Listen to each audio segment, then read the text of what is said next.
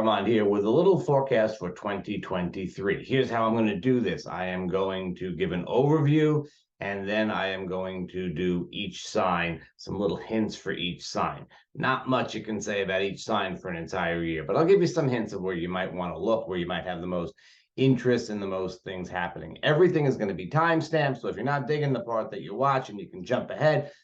I mean, personally speaking, I can't imagine it, but you can always jump ahead to the part that you like. So let's talk over here. As we begin 2023, we have Mercury and Mars retrograde. Okay, Mercury retrograde, we see things like the travel nightmares at Christmas time.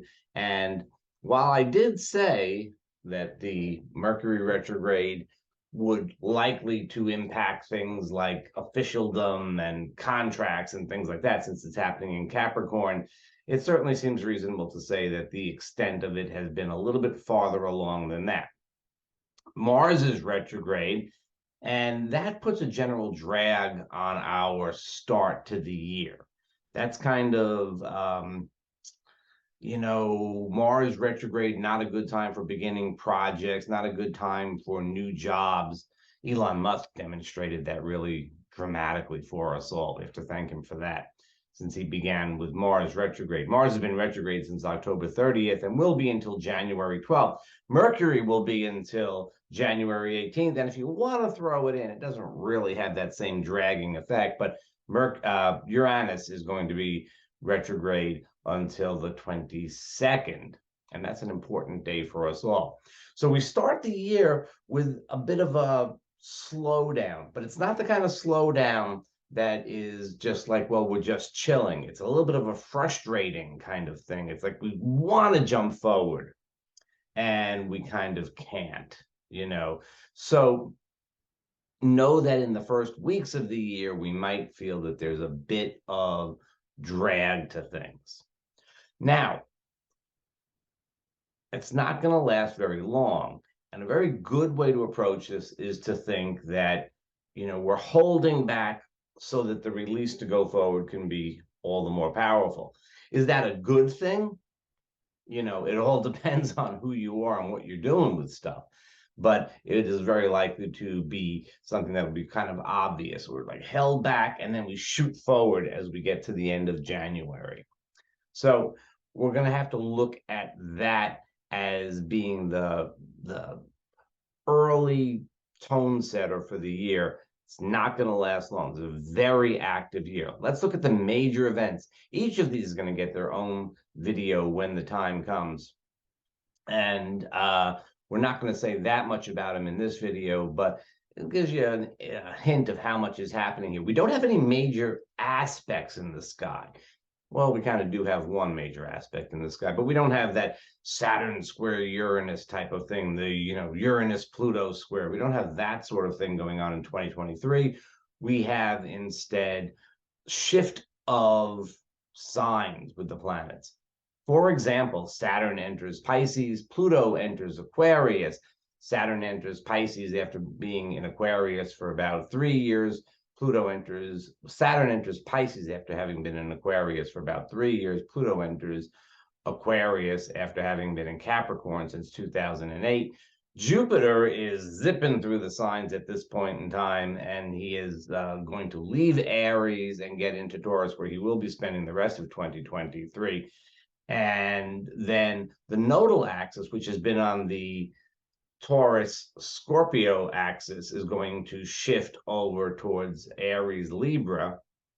That's a sort of subtle but important shift. And then finally, Venus retrogrades in Leo. That's, well, we'll see. We'll see. It depends. It depends who you are. It depends how things go. Saturn in Pisces. Saturn enters Pisces on March 7th, and he stays until he leaves. He doesn't retrograde back into Aquarius. He's going to stay in Pisces, and he's going to stay until he leaves with Neptune in January of 2026. Now, Neptune has been in the sign for a while. Neptune spends about 14 years in a sign.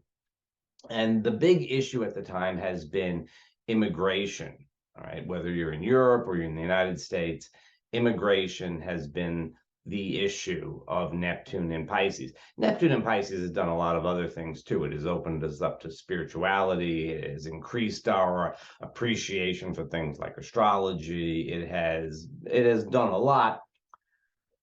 Saturn comes in, and during the last part of Neptune's stay in the sign, Saturn says, okay, well, we've opened up a can of worms. Now let's see what we really got. Let's settle things down. Let's make things real.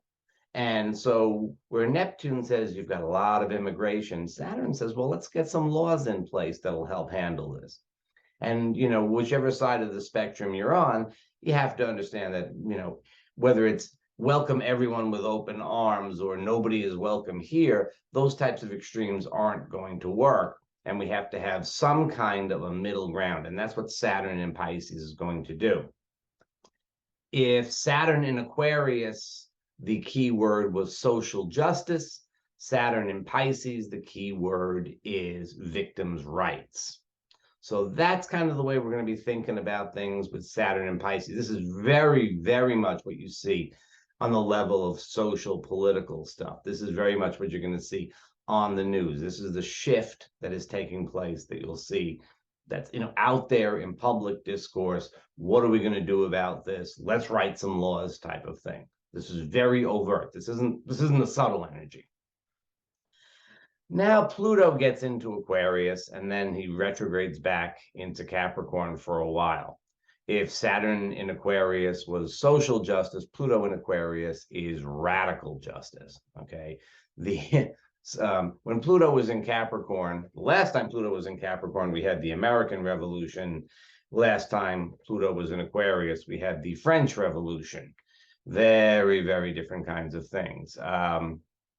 And so, I mean, we can hope for a gentler approach to things, that hopefully we've improved a little bit in our tolerance of things over the last 250 years. But Pluto in Aquarius takes that social justice theme to an extreme and will show the weaknesses of all sides.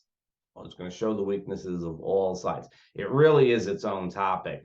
And we will talk about it quite a bit in March when we get out there. In the meantime, that is part of the thematic change that is happening over the course of 2023. Pluto then retrogrades back into Capricorn and essentially does cleanup work on what he was doing there. We have to remember that this is all Pluto in Capricorn was also the Pluto return of the United States. And while I don't like to be too US centric, a lot of my viewers are from the United States. And if you have anything tied into the socio-political and economic status of the United States, the Pluto return is a big deal. So Pluto will go back into Capricorn. We'll quite get to that point, but will help to sort of cull some of the things that have happened with Pluto in Capricorn and give us a final little taste of that over the course of the year, particularly at the very end of the year when Pluto turns direct and heads for Aquarius for the leaving Capricorn for the last time for 248 years or 238 years. Then we have Jupiter moving into Taurus. Now, Jupiter in Aries, very much about that sort of the marching band, martial kind of music, the let's go get them type of thing, which is not really what we need a lot of in the world, although it is a really positive side to Jupiter in Aries as well. Jupiter in Taurus is a freight train. Okay, we have a lot of power, a lot of enthusiasm, a lot of optimism. He gets into the sign on May 16th. And the very next day, he squares Pluto in Aquarius. I'll get back to that in a second. The attention and I would say the benefit is to the industries of agriculture and finance. That's most likely where Jupiter is going to be expanding things. There is a moderate correlation of Jupiter in Taurus to inflation, but it is not very strong. And I think that it probably defers to other factors. It seems to incite a kind of, or it correlates with an upward turn in down markets, which is good because we have very down markets. Although for up markets, it often indicates a peak. So Jupiter in Taurus, moderately helpful for finances. I'm not thinking that it's going to be a cure-all for our sort of dire financial conditions, but inflation being very high, particularly energy inflation being very high. I'm not sure we're going to get a relief for that because of Jupiter in Taurus. There may be other factors that'll do it. Now, this and the sextile to Saturn in Pisces would be a very positive kind of opportunity to make the most of Jupiter in Taurus. It's a sextile Saturn on June 19th. Saturn will be in Pisces. And it's kind of like we can find a way, we can find the resources to make what we want to happen happen. And so that's very positive in terms of our world economic status, but it's positive in terms of a lot of things. You know, it should be good in terms of agriculture. It should be good in terms of, well, you know, it's good just in terms of our general feeling about things. This is the opening sextile that goes back to the conjunction of the two in 2020 in Earth signs. And so we're looking to see how can we ground things? How can we make potentials into realities? Now that's square to Pluto. Jupiter gets into Taurus, and the first thing he does is square Pluto at 0 degrees Aquarius. That's kind of a tense aspect, and the standard astrological story for Jupiter square Pluto is that it correlates with terrorism, international terrorism. Jupiter squared Pluto, or Jupiter was aspecting Pluto, at least at the 1972 Munich Olympics. But on an even larger stage, we have Jupiter was at 0 degrees of Taurus and Pluto was at 0 degrees of Leo in May of 1940, which was when German armies invaded Western Europe. This was Hitler's armies invaded Western Europe in May of 1940. It's not really excellent. Of course, you know, Pluto was in Leo, not in Aquarius. And we don't expect things to repeat themselves in a similar kind of way, obviously. And yet, you know, we notice with the Capricorn solstice, we had the sun at 0 degrees Capricorn squaring Jupiter at 0 degrees Aries. And that correlated with 1939. The last time that happened was in 1939. And then we have this aspect, which last time it happened was in 1940.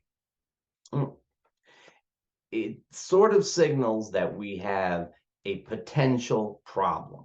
Just we have a potential problem.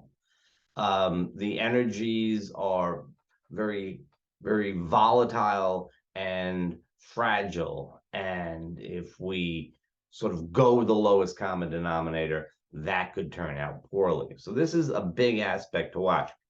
Then we have the shift of the nodal axis. The North Node in Aries as of July 17th. You know, it's always a little bit approximate when we're talking about the nodes. The nodes will stay on the Aries Libra axis until January of 2025. Now the nodes retrograde, so they come in from the back, right? They come in from the back. And so they will square Pluto at 29 degrees Capricorn. As soon as they get in, they're going to be squaring Pluto. Now, the nodes squaring Pluto, a little hard to read. It is just another indication of a major potential for action. It's very action-oriented. Remember, we're talking about Aries, we're talking about Capricorn, we are talking about Libra. They're all cardinal signs. And so we have a real potential for action here. Now, the nodes in Aries Libra, okay, favors independence, maverick action. It's action, right? This is not a thought-oriented kind of situation here. We're talking about action. We're talking about what do we do? And so it really favors going your own way, doing your own thing. that really depends on who you are. How good a thing that is depends upon what your intentions are. Obviously, people are going to go off the rails with it. Very much relates to the period from 2011 to 2019 when Uranus was in Aries. You wanted to be an outsider. You wanted to be an outsider at that time. That's what caught in the public imagination. Again, for the next 18 months, a kind of maverick outsider energy is going to be favored. The nodes, the South Node in Libra cautions against following empty protocols, too much attention to form over content, empty gestures. This is the way we've always done things. This is the way it has to be done. And, just sort of sticking to the way things are. Very, very much a change kind of energy. We want to make changes. The changes that we make really kind of matter. This ingress occurs, by the way, at the Cancer new moon. So we have the nodes are squaring Pluto in Capricorn and almost squaring the new moon at about 24 degrees of Cancer. So it's almost a gigantic cardinal T-square in the sky. It lets us know that when the nodes get into Aries, we're not going to have to wait long. Someplace right around mid-July, we'll be seeing what the major themes are. Then we got some eclipses. The April 20th new moon solar eclipse is again at 29 degrees Aries. You just have to watch this very end of Aries. We have a lot of attention.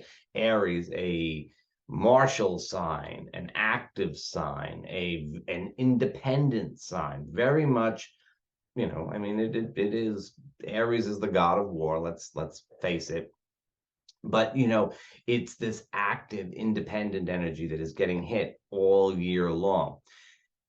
Importantly, the eclipse is angular in Beijing, and so is the Pluto ingress. So I think that we'll be seeing a lot of activity in China. There's a lot of indications for China being really front and center in our attention over the course of the coming year. Other places too, but we'll deal with that as we sort of get there.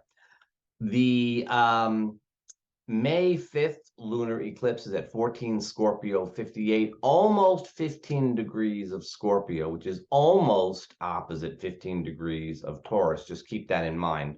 That'll come in handy later. The October 14th solar eclipse is at 21 degrees of Libra. You see, we're going back and forth here. Aries, Libra, Taurus, Scorpio. And finally, the October 28th lunar eclipse is at 5 degrees of Taurus. These are all degrees to watch, and if you have important planets at these degrees, you should pay a little bit more attention to them. The October 28th, this last lunar eclipse, also has Mars opposite Jupiter. Again, you might think, well, we're on the Scorpio Taurus axis, it's fixed signs, and maybe things aren't going to be happening. But with Mars opposite Jupiter, and it's a lunar eclipse when things tend to come out and happen anyway, that's going to be a very strong eclipse. So we have a lot of indications for action over the course of this year. It's not going to be a quiet year, changing the mood a little bit. Venus retrogrades in Leo, and she retrogrades from July 22nd to September 3rd. All the usual caveats about Venus retrograde will certainly be applying at this time. We are looking at a period of time when it's not great to begin a new relationship. It's not great to indulge in, let's say, luxury items. You don't want to go on a spending spree. I know it's summertime, but you don't want to go on spending sprees. You don't necessarily, it's really a time, it's like the 40 days of not having pleasure, where pleasure goes into the background. I don't like it any better than you. I'm just telling you what it is. The degrees will be from 28 Leo to 12 Leo. She's going to retrograde from 28 Leo to 12 Leo. Anything that you have in that area is going to be affected. Yes, you may go back to an old relationship or an old love, We'll see how that goes. It can go a lot of different ways. We'll talk about it more when we get there. If you have, if you're looking for this and you're thinking, wow, you know, what's going to happen with Venus retrograde, and you want to start thinking about it now, early in the year, this retrograde relates to the prior retrograde in Leo, which was from July 25th to September 6th of 2015. If you look back to what was happening in 2015, well, this gives you, I mean, it's not going to be the same thing after all. Maybe it will be the same thing, but I don't think it'll be the same thing. It kind of gives you a little hint of the kind of experience you might be having. Dates to look at, look especially at May 19th to 20th, thereabouts. You could say anywhere from the 17th up till the 22nd. Again, we're talking about action, and actions don't typically go a long ways away from these dates. They tend to happen right there. So May 19th, we have the new moon in Taurus, and the Sun, Moon, Mercury, Jupiter, North Node, and Uranus will all be in Taurus. There's a big festival in Taurus at that time. Because we have so much activity in Taurus this year, this is going to be a time when it kind of pops. On May 20th, Mars in Leo is opposite Pluto in Aquarius. So if the new moon on the 19th doesn't get things to pop, Mars opposite Pluto tends to. Mars opposes Pluto about every 2 years. It goes a lot of different ways, but it is angular in Lima, Peru, where there's been a lot of activity recently, in Poland, in the Balkans, in Libya, in Bangkok and Java, and a bunch of other places.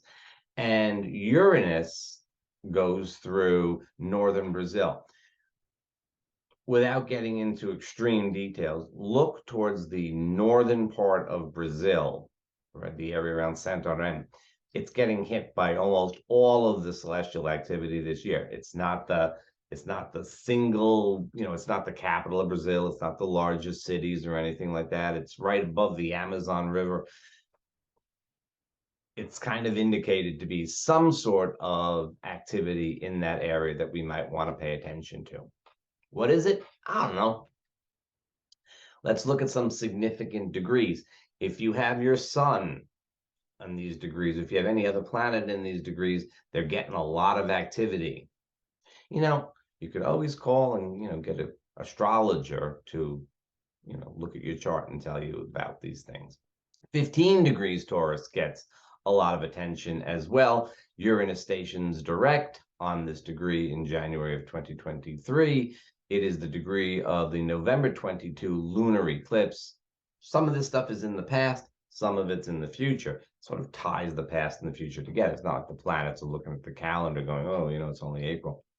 Jupiter stations retrograde at this degree in September, and 15 degrees of Taurus is a world axis degree. It's also like 15 degrees of Taurus was also the position of Uranus at the Capricorn solstice, but that's not too different from saying it's the degree at which he stations direct.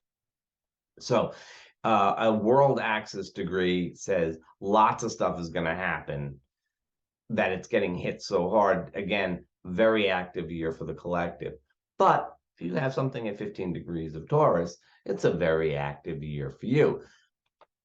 And finally, 5 degrees of Taurus, it's the position of the sun on April 25th to 26th. It is the degree of the October 28th, 2023 lunar eclipse, and it is the degree of Jupiter's station direct at the end of the year on December 30th of 2023. This is another degree. If you've got stuff there, it matters, but it's a degree to watch. I mean, if you're a watcher, well, if you're a planet watcher, you might even say, like, well, what happens when the moon goes over these degrees, 5, 11, and 15 degrees of Taurus each month? You know, and if you're really, really into it, you can look and see what happens when these degrees rise or culminate each day. If you really have nothing to do, you can look at it that way. But these are important degrees for 2023.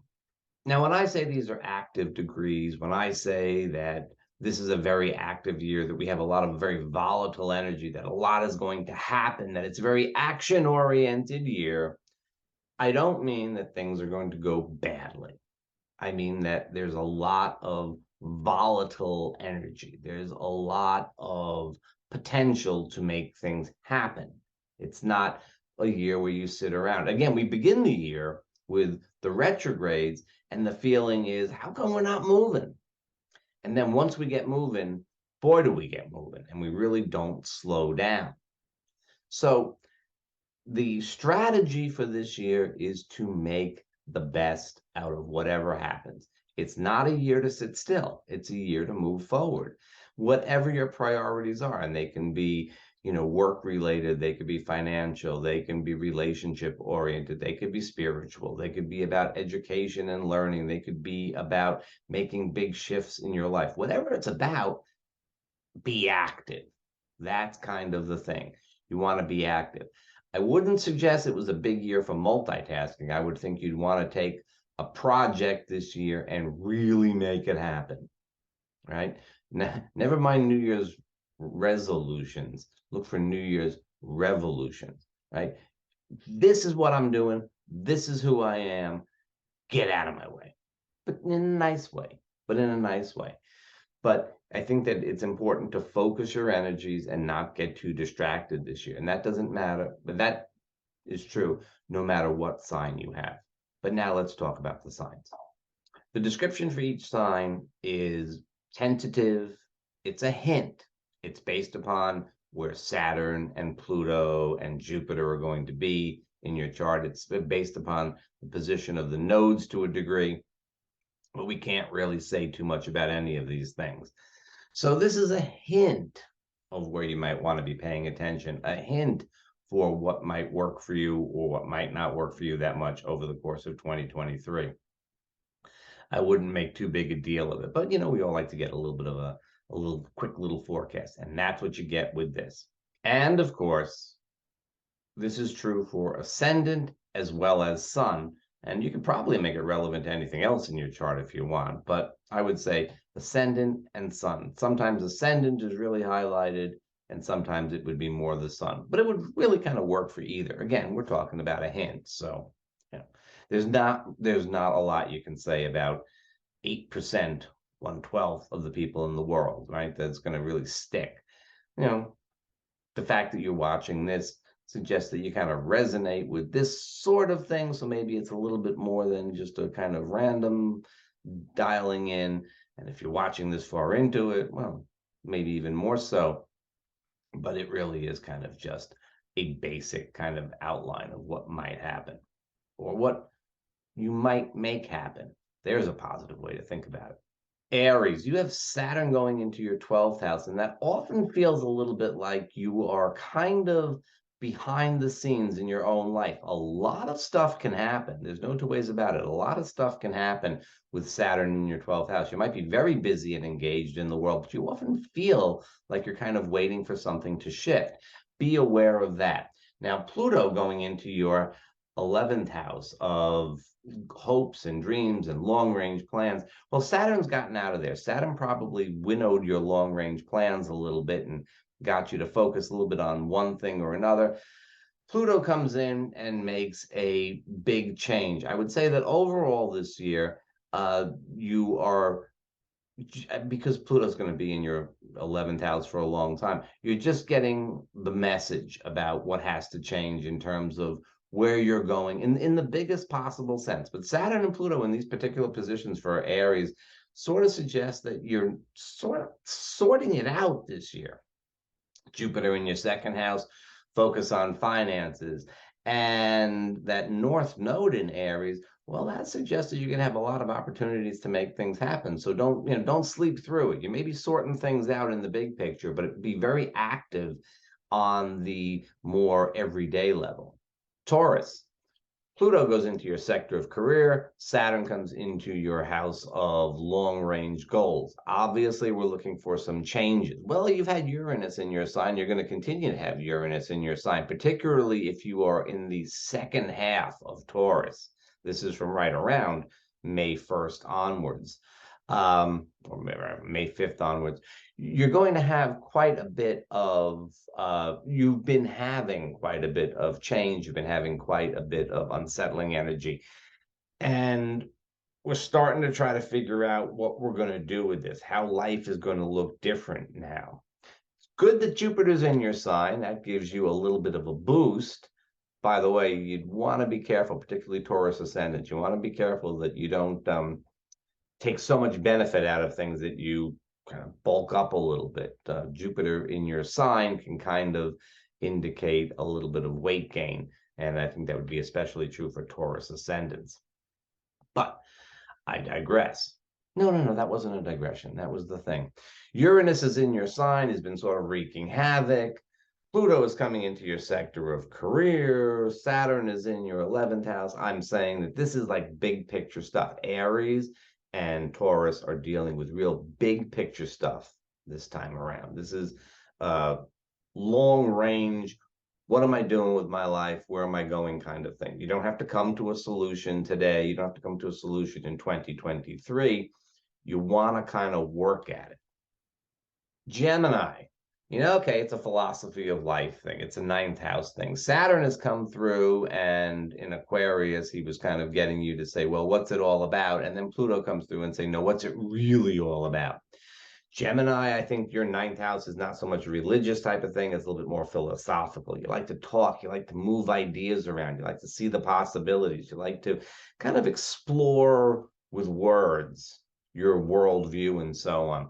Well, this is an opportunity to be a little bit more, this is an opportunity, Pluto gives you opportunities to be a little bit more serious about it. Like, what does it really mean? Like, how does your philosophy of life stand up to old age, sickness, and death? Not necessarily your own, hopefully not your own, but is your philosophy of life really going to hold water?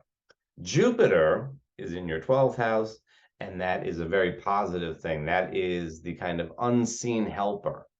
I mean, Uranus is there being the unseen, the unseen boat rocker, but Jupiter is kind of an unseen helper. You'll get a little bit of a boost out of that. I would say that it could be a time for you to really look at, your sense of where things are for you. What's your worldview? What's real? What is real? The philosophical thing doesn't really matter. It might really matter. Cancer. Pluto goes into your 8th house. Saturn goes into your 9th. The nodes go into your 10th, and Jupiter goes into your 11th. This is a little bit more of a radical realignment. This is what I have to deal with. An emotional sign has to deal with things on an emotional level, right? And you still have a lot of externalized energy. This is very much an externalized career, long-range goal type of thing, but it's coming at you from a place of thinking, what am I, what is it, what's really going to hold water? It's a water sign, so that's a good thing for you. What's going to hold water? And you have to come up with something that is going to work. So you starting to realign your plans for things. You're starting to think about the shifts that you can make in your life. There should be some good opportunities in the area of work. I would think that there would be some good social opportunities. You may be considering educational stuff that you can do that might be helpful to you. Leo, Pluto goes into your house of partnership. We'll talk about that a lot in March when Pluto gets into that house. In the meantime, let's say that, yes, your interactions with others are informing everything about your life, from your viewpoint on the philosophy of life to your career. This is, how am I dealing with others? How do I interact with others on a one-to-one level? And what does that mean in the larger picture? Virgo, you're going to love this. It's about work. There's a lot of work with Pluto going into your 6th house. We'll talk about that more, as I like to say. Saturn is in your 7th house. That can certainly give relationships a serious kind of tone, very much a serious kind of tone. But the overall sense of things is that you're in service to something. You are putting your efforts towards something, and the personal benefits to you come out of what you can contribute to the collective, to your community, to your family, to your friends, to your significant other. What you give to them will have a lot to do with what you get back from the situation. Libra, very creative energy, very powerful kinds of positive stuff in the areas of creativity. I think that work becomes a little bit of a challenge, maybe some stuff that comes up with coworkers or what have you. But basically speaking, Libra, it is not with the South Node going through your sign. Very much you have to consider the other, but you have to think about yourself. Libras, this year is very much about learning to stake your claim, be independent, do what it is you need to do for you. Scorpio, it's liable to seem like something of a break for you, except in the area of home and family. You have challenges. Now we're getting the shift when we get to Scorpio. This is not so much we're talking anymore about big changes that are affecting your life in a big way. We're talking about big changes that are affecting your home life. We're talking about things that are coming closer to you on a personal level. I mean, your career is personal, I understand that, but this is more about closer to home, family, this type of thing, co-workers, all the way out there through like personal partnership. It's that area of your chart that's being really lit up in 2023. So it's helpful to have that South Node out of your sign, but if we look at where it's going, the general sense of the planet this year is one that really pushes a little bit more towards the concerns with home and family and loved ones, children, co-workers, that kind of thing. Sagittarius, I have to say that you're going to be in pretty good shape this year. You have your chart ruler, Jupiter in Aries, where he's happy. I don't know how the rest of us feel about it, but he's happy. And then we have him going into Taurus, which is pretty good for you in many respects. It's not exactly a sign that you have a lot to do with, but your chart ruler gets along pretty well in that sign. And that's a positive kind of thing. You have to deal with some more local issues. Again, now we're coming into the area of neighborhood. Home is liable to get a lot of attention from you this year. You may have to deal with home and family issues. And then we have the positive stuff coming up in the area of work and creativity. So it's a pretty good energy for you this year. Capricorn, how great would it be if Pluto would just get out of your sign and stay out as opposed to coming back in?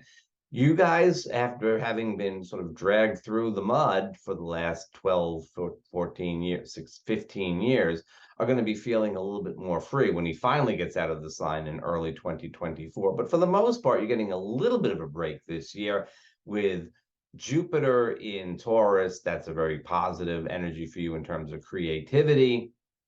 The nodes are not giving you that much of a problem. I know you, technically speaking, they're square to you, but that just brings up opportunities. When the transiting nodes are square to your sign, it just brings up opportunities.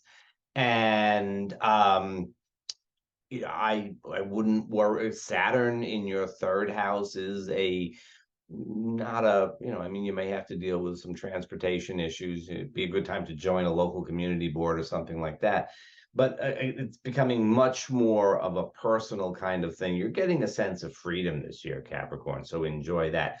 Aquarius, well, Pluto comes into your sign. He's going to be there for a long time. Even if you're down at the other end of the sign, if you're at 29 Aquarius, you can take some comfort, but it's a little bit like a snake in the room. Even if it's a big room and even if the snake is far away, there's a snake in the room and you're aware of it. So deep transformation. Of course, it doesn't mean anything terrible or anything like that. It just means deep transformation.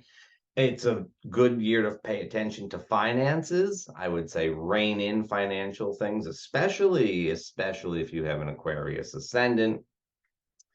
And it is a very positive year in terms of home and family. It could be a time to think about moving, or it can be a time to think about really settling into what you have. So there's a lot of positive energy for Aquarius. And finally, Pisces, Saturn comes into your sign. Everybody else with Neptune and Pisces has had kind of a mixed bag, and I think Pisces have had it too. That you become a little extra Pisces. And I think that what Saturn coming into your sign is doing for you is helping to kind of cool things down a little bit. You know, the great potentials that you feel with Neptune and some of the great losses that you feel with Neptune kind of condensed into a workable packet with Saturn in the sign. Now, Pluto's in your 12th house. That's a little uncomfortable. That's a little bit of the sort of something's not quite right, but I can't sense what it is. I wouldn't worry about it too very much. We'll deal with that in 2045 when Pluto gets into your sign. In the meantime, I would say that, well, we'll talk about that more when we do the Pluto video. Pisces, it is a good year to deal with very personal things like finance. You should have some good financial opportunities this year. You should also have some good opportunities to connect with others on a social basis. So it is closer to home. Now, you notice what the pattern is.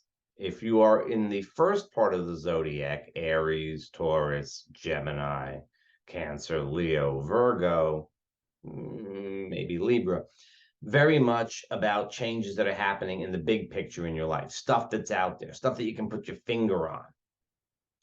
If you're in the second half of the zodiac, and we'll say Libra, it's Libra, go both ways. Libra, Scorpio, Sagittarius, Capricorn, Aquarius, and Pisces, it's much more about home. It's much more about your personal life. It's much more about things that you're dealing with on a little day-to-day basis, a little bit less about the big picture stuff. Does that mean that there's not going to be big picture stuff happening? Not at all. But it means that this year it might be important to lay the foundation with a good, solid home life, with a good, solid basis for your everyday activities. Pay attention to your daily routines. Pay attention to your body. Pay attention to your food. Pay attention to your finances. If you're in the second half of the zodiac, you're building. This is a building year. If you're in the first part of the zodiac, Aries through Libra, then it's more an externalizing year. It's more a year about pushing stuff out there. It's more a year about deciding what you're going to do, deciding what you want your life to look like, and then making it happen. Either way, it's a very active year. Don't sit on your laurels watching astrology videos all year long.